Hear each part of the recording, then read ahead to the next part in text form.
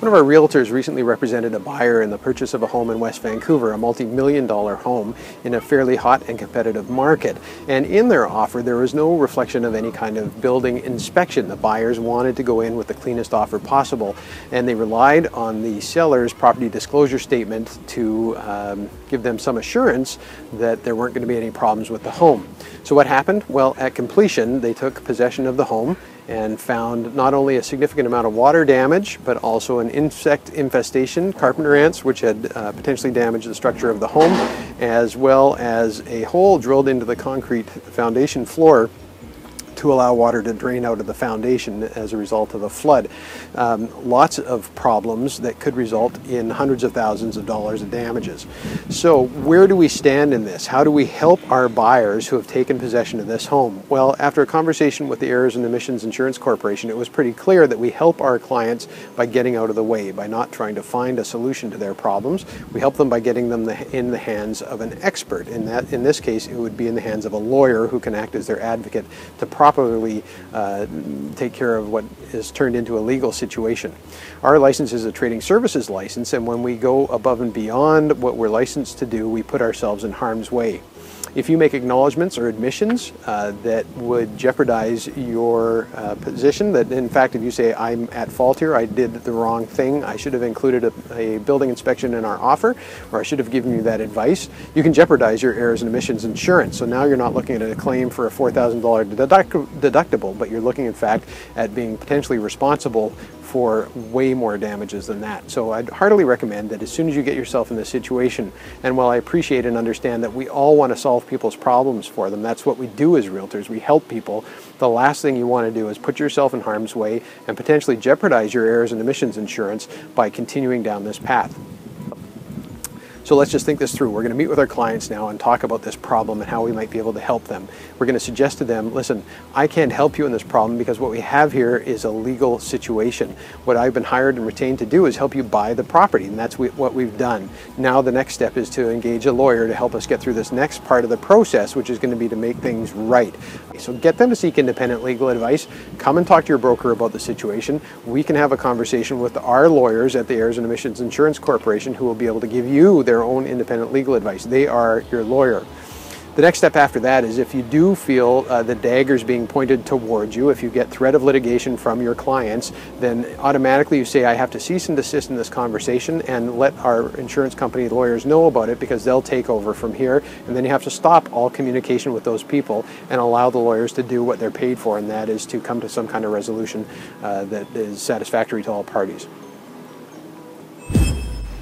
I had an interesting conversation with one of our realtors the other day about a new practice that, it may not be new, but a practice that high-end buyers, international buyers are using currently in order to negotiate the best deals for themselves. And that is, they're not negotiating in good faith. They're making offers on multiple properties at the same time and tying them up with subjects that aren't really true conditions precedent, rather they're simply options to purchase the property.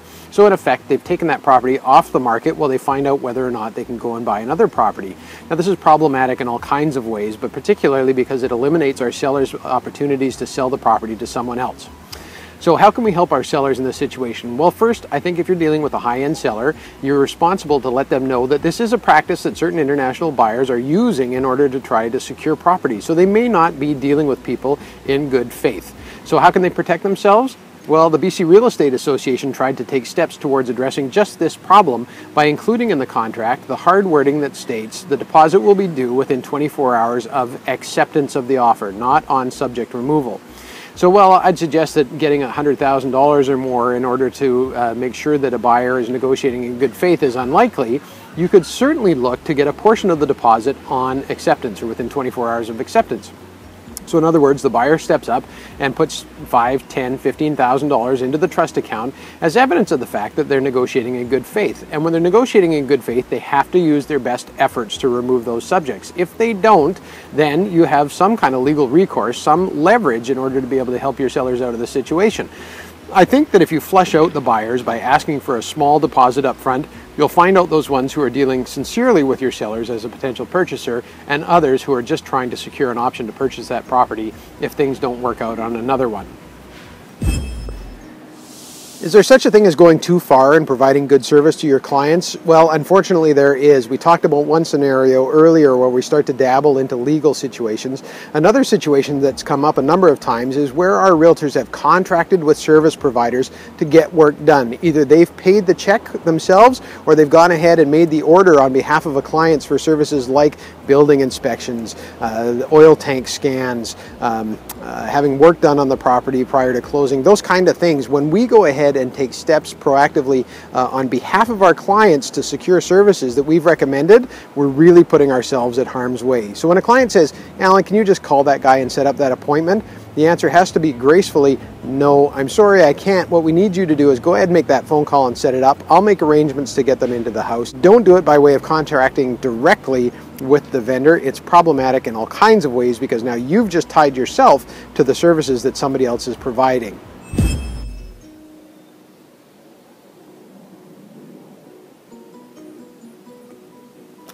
We did it.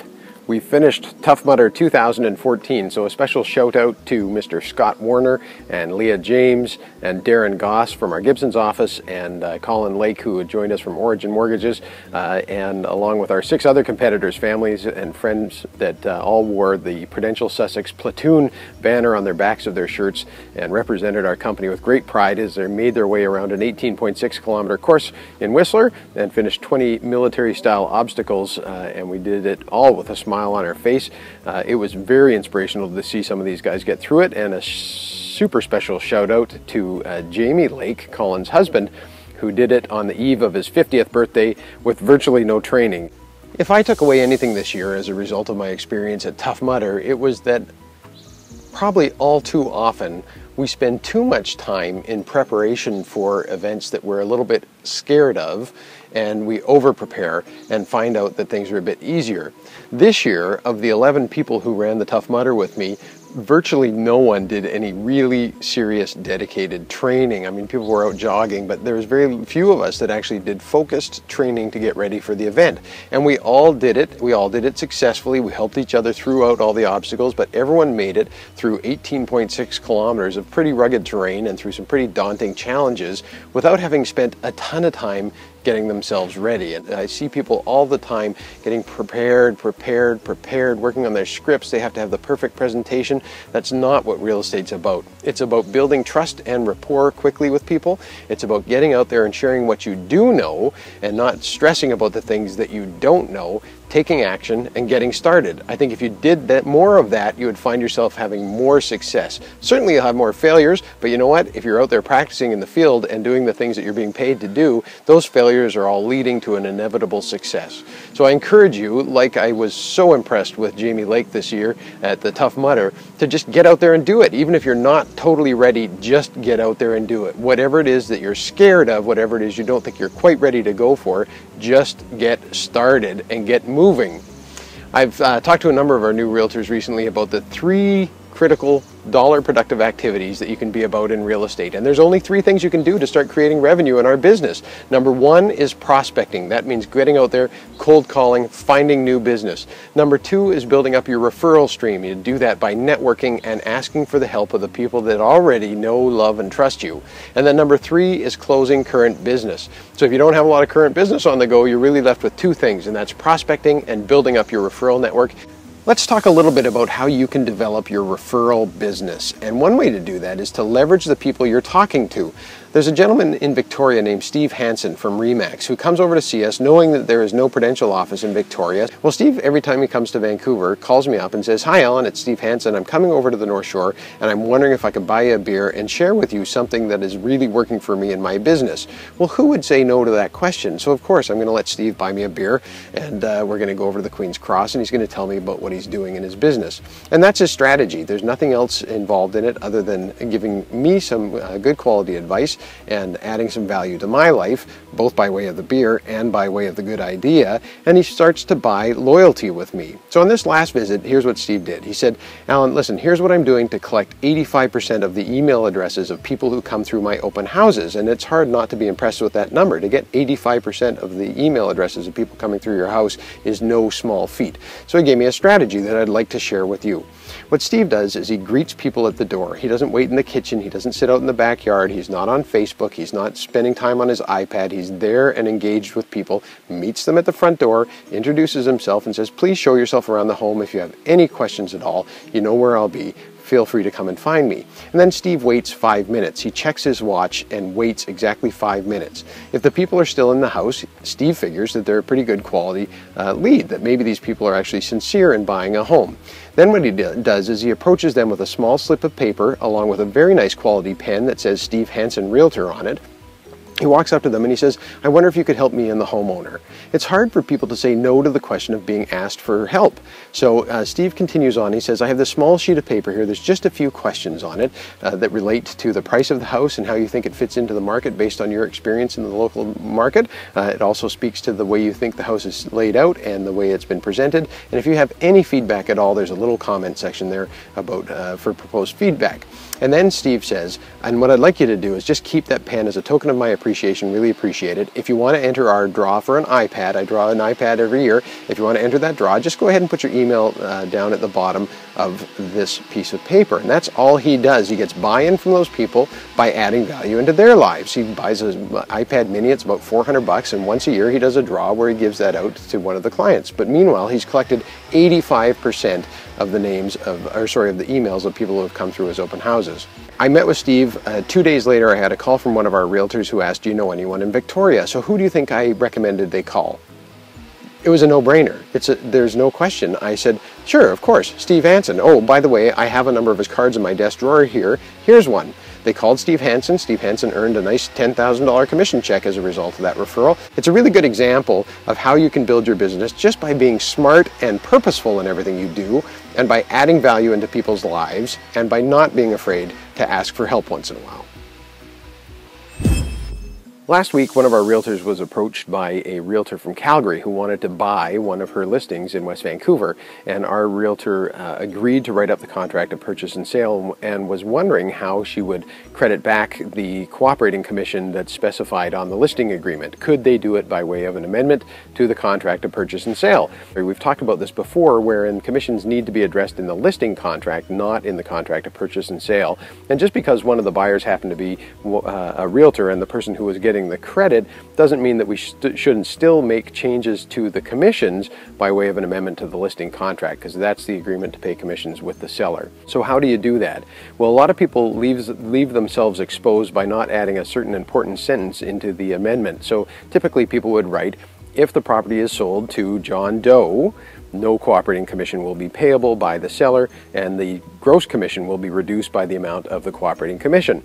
Now, the problem in doing so is if John Doe shows up with a licensed realtor, you are going to be paying a cooperating commission. So you need to add a caveat in there. You need to put the cooperating commission will be waived if the property is sold by John Doe, and John Doe is not represented by a cooperating realtor. And that way you're protected from having to pay out that cooperating commission in the event that John Doe shows up with a licensed realtor.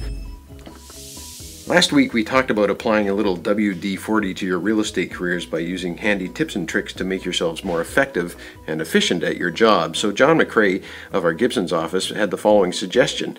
John, when using web forms, uses this great feature right underneath the clauses section that says make copy. So all you do is take a transaction kit that you've used before. So in this case I'll select this one here that says 2014 contract sample number 2, and then I just simply want to make a copy of that. So it will include all the wording that's in our addendums or in our Schedule A's and form a brand new kit by just simply clicking where it says make copy.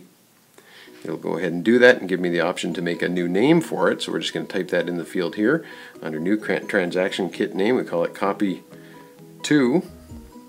And so what it's going to do then is also update all our forms to the most current version of web forms available. So if you've got a new contract to purchase and sale form that's out, it'll go ahead and ask you if you want to update it to the newest form.